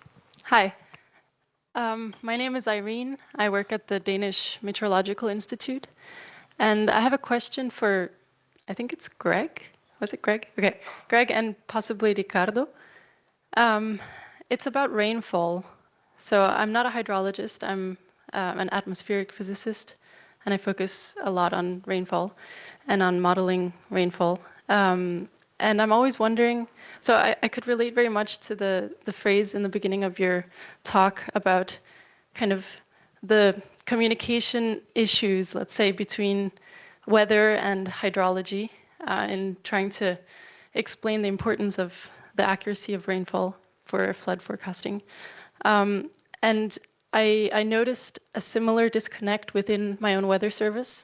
So we have the weather modeling group, we have the hydrology group, and there's not really collaboration between the two, besides the fact that the input to their model, to the hydrology model, is the output of our numerical weather prediction model, the deterministic version.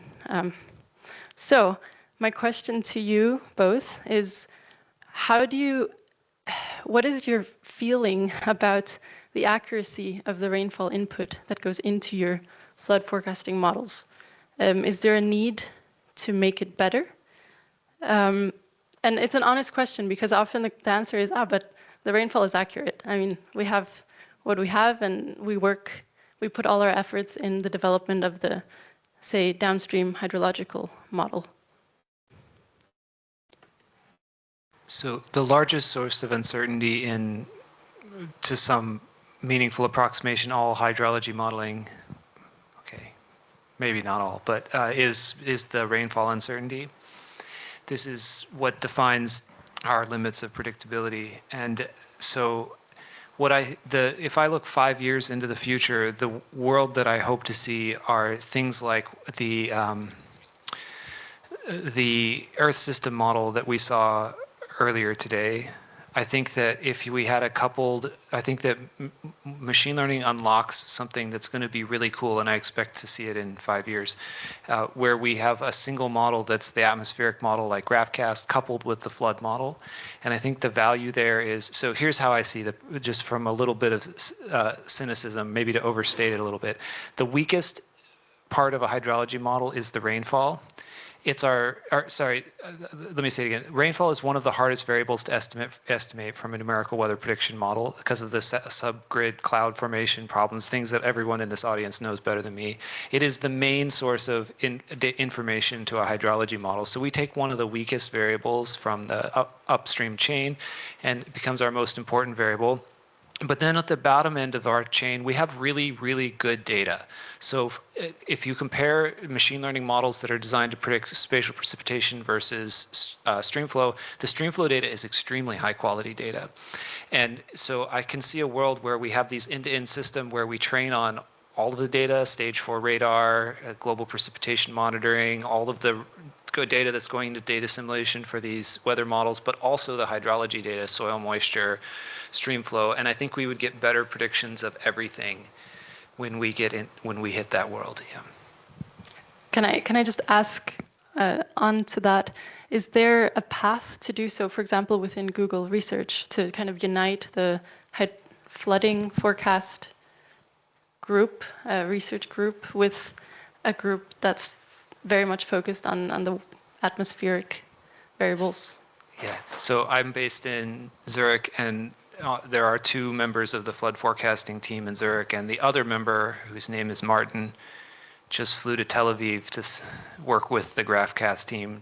So we're working Awesome. on it. Okay. I have a funny feeling. I'm just going to say this again. I wish I hope no one from my management chain sees this video, but I have a funny feeling there are going to be other groups that beat us to this because of projects like Destination Earth that have already started to think about modeling the world from an Earth systems perspective.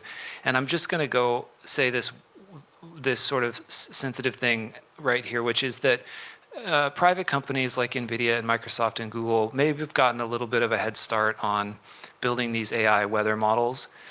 But now that that knowledge has diffused into the scientific community, I don't see that edge sticking around very long, because the understanding of the problems and the vision and sort of the data and kind of seeing the future is really natural to this type of community. So we are building it, and I would be very surprised if we were the first.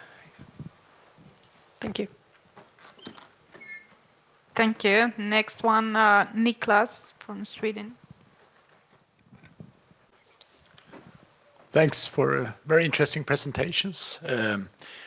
I have a question regarding operational warning services where I work in Sweden. And we've been experimenting a little bit with impact data and to see if we can use machine learning to better predict when things will happen, not as a tool for estimating the discharge or runoff or anything like that, but actually pinpointing places where there's a high likelihood that something would happen, so we would have to issue a warning. And we have a lot of consequence data or impact data in Sweden, tens of thousands of points over maybe 20 years, collected by other agencies. And I was just wondering about the strategies for setting up a prediction system that would benefit from those data. How would you set up something like a machine learning model? The experiments we have done so far, it has been with XGBoost in a Python library, and we had to create negative hits or negative data, because you can't just train the model on positive data where the impacts happen. But selecting those negative data could be quite a challenge. How would you actually go about creating something that will make the model as good as possible on predicting the likelihood of an impact from flooding in this case? Any thoughts from the panel on that?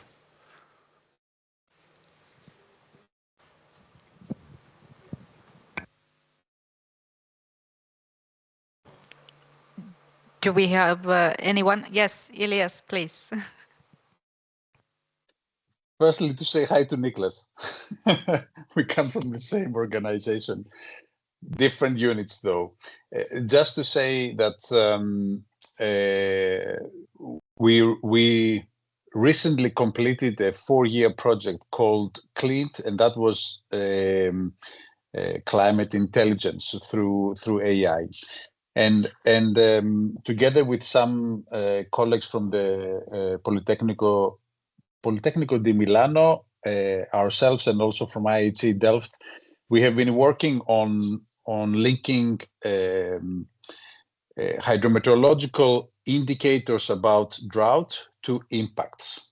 And there we saw that we developed quite some advanced machine learning tools that allows us to do much improved predictions of these impact drought indicators. So there we are not focusing on flooding directly, but it's more on the drought side. And the results were, from my perspective, really worth to mention. I mean, we saw correlation coefficients all across Europe, increasing from 0.3 to 0.7. And this is a very big step, meaning that now we can start generating statistical indicators, and through AI and machine learning, we can transform those into impact indicators. So this is one experience I wanted to share. Thank you. Thank you. Yes, please, Craig first, and then we go audience. Try my best not to hog the microphone here, but I just really excited by your question. One resource that we have at Google is we have access to every news article that's ever been digitally published. And so we've turned that into a data set of every news article about floods that's ever been digitally published. And that's the main source of training data for our flash flood model. And so we moved away from training our flash flood model on physical data, and we're now training it on these news articles. And we've moved in that direction because it works much better. So it is an imbalanced data set, and it does have a lot of false negatives. There could be flash floods in places where there was never a news article. And I'll just say that you can get this to work. It does work really well. And if you'd like the technical details about how we do the class balancing, I'm happy to put you in touch with our engineer that's working on that. Thank you. Please. Yes. Daniel Semper from the Technical University of Catalonia. I would be glad if you can clarify, because you have told us that you are not using the rainfall data for the Google application. You mentioned that you trust more the stream flow data than the rainfall data. But in my opinion, if it is no changed. No. Sorry, we do use rainfall data. Okay. Yeah. Okay. Absolutely. No, because the stream flow data is the weakest point in hydrology. This is essentially the reason why hydrology didn't advance in the 30 last years, because we are not measuring well the stream flow. So this is the weakest point of the hydrology. Yeah, I disagree with that completely. Oh, me too. With you. We can talk later. I think that the streamflow data is extremely high quality when you compare it to the uncertainty bound characteristics of other types of Earth systems data that a lot of these models are trained on. I think that the uncertainty bounds that come from rating curve uncertainty and come from sensor uncertainty are actually quite good. And oftentimes when I make that comment that the streamflow data is very high quality data, I do preface it with, don't ask a hydrologist in the room, but when you look at the uncertainty bounds on these on the streamflow data relative to rainfall measurements, we actually have much lower uncertainty in our data. Did you have ever tried to measure on streamflow data during a flood? In one of the activities that they have us do in I went to grad school at the University of Arizona, and there's only one required class for a PhD in hydrology at Arizona. And it's a field study class, and they make us go out and measure rating curves and stream velocities. And we're standing in the stream, and our teacher, without telling us, goes upstream and lifts the dam so that a little mini flood hits us. And the purpose of that lesson is to show you the power of water, but also to show you how this messes up the measurement devices. Good. Next one over there, Heke. Can I comment on the previous please discussion? My response would be something in between. Actually, I don't want to take a side, but I think that we know that the most extreme the situation is, either from the meteorological side, from rainfall, or from stream flow, the uncertainty gets larger. I think now there's a debate between Daniel and Gray on which is the largest extreme. But I think that when it comes to forecasting, hydrological forecasting, then we know that at least for the short lead times, from the very beginning, the source of skill comes from the initial hydrological conditions, which means that if we have good observations about stream flow, then we have quite good chances that we're going to predict something good in the short lead times. And then, of course, it's this kind of like memory drops, and then the skill comes from the meteorological forecast. Thank you. Thank you. Good point. Please, question from audience. Yes, my name is Hege Hisdal, and I come from the Norwegian Water Resources and Energy Directorate, and we're responsible for the flood forecasting in Norway. We also developed an LSTM model for flood forecasting. It's not operational yet. It might be operational, but my questions is related to more the operational part, because now we get even a new model, and we have a couple of models already. So the poor flood forecasters now have a set of both rainfall runoff models and AI models for forecasting. So how are they to deal with all these models, and which models are they to use? So that's the first question. And I think the first presentation today actually also raised this issue that is quite complicated. So what should we believe in? And the second question is related to those that receive the forecasts, because you said that the Google forecasts, they will be available for everyone, and we as a national authority will issue forecasts. So there will be a number of forecasts out there, and there are also a lot of private entities that will offer to develop models for municipalities so that they can have their own forecasts. So this might cause chaos in cases where you actually need to act very quickly because you need to save properties and lives in case of floods. So do you have a comment to that? How to sort of keep on developing models, but at the same time secure the single voice principle?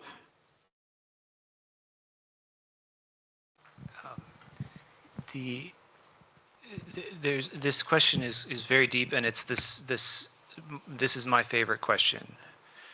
What is the role of Google in this ecosystem? So we have on the modeling side, we have two choices. We either don't release our models or we do. And if we don't, then they're hidden, and that's a problem. And if we do, then you're changing versions every 6 months, and we already know that we're gonna change versions again in 6 months. That is already in staging and ready to go. So it's just, we're not going to keep anything hidden just to keep things less confusing. But I think the challenge is making sure the repositories are backwards compatible, and that the lift in terms of learning new configs, learning new architectures, having them run on the same machines within the same environments, that's really important to us. And the new repository that we're releasing, this month or in a few weeks, builds directly on neural hydrology, which is our previous repository, and 90% of the code is the same, and 90% of the config files are the same.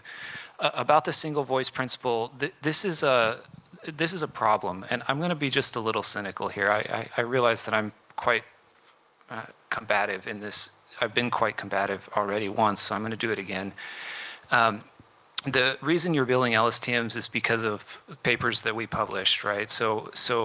And we only were able to really publish that because we had funding from Google. So I spent the first 10 years of my career trying to get academic funding for machine learning and could not get it from the national agencies in the United States or Europe. And Google came along and funded it, and now we're trying to leverage that to give back to the academic community, because at a personal level, I believe that this should not belong in a private company. That's just my personal opinion and doesn't represent the beliefs of my employer.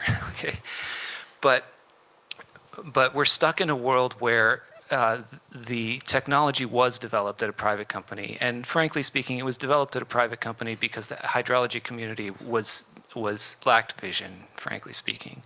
And so we have to figure out how to get out of this world. And I think if I were to pose one question to the WMO, and this was the main result of our pilot and the main motivation for our pilot, is this: what technology needs to be what technology needs to be developed to make these things as accessible to authoritative agencies in such a way that we can increase the density of CAP alerts coming from authoritative agencies? Because Google is the first organization in the world to have both two pillars of the early warning for all ecosystem under the same roof. We're the first organization in the world to have state-of-the-art forecasting, and we reach 5 billion unique users a day.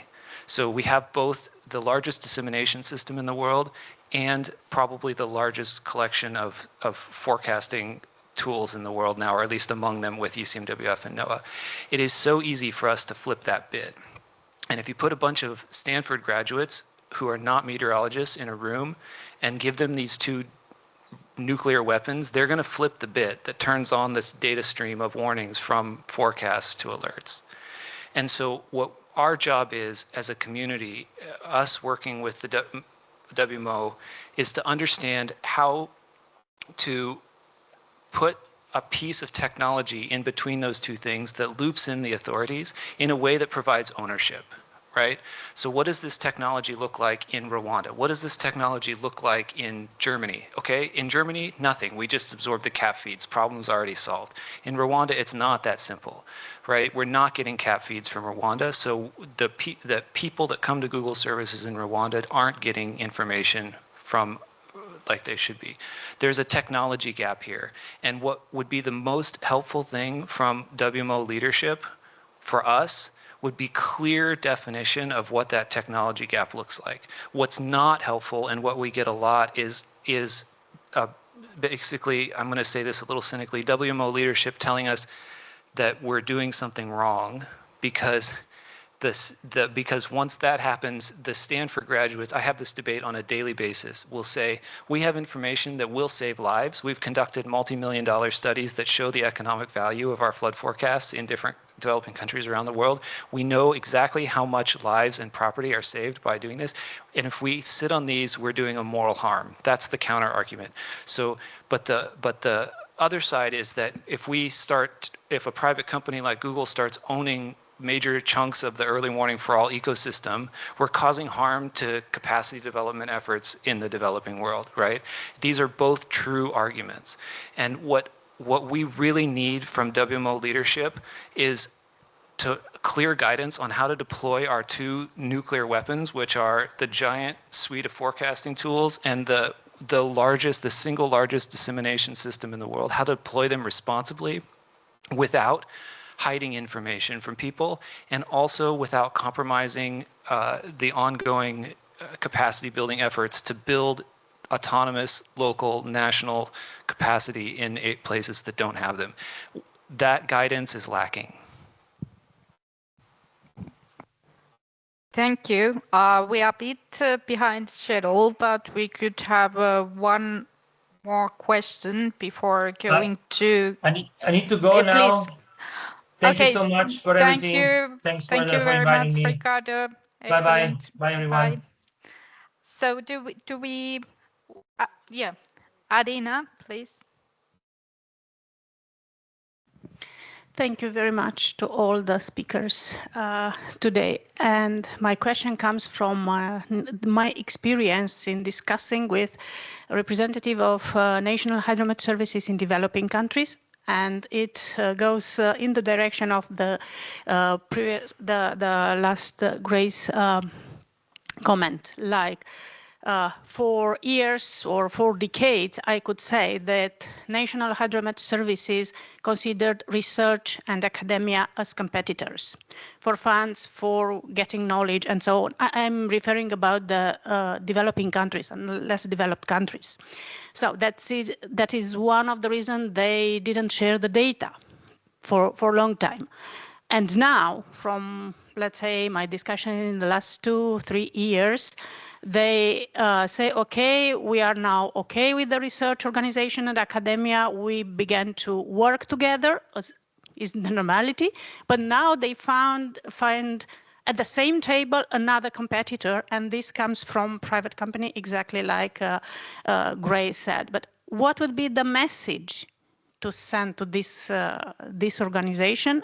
Or once again, I'm referring to less developed and developing countries, National Hydromet Services, not to see you as competitors, but let's say as partners. Thank you.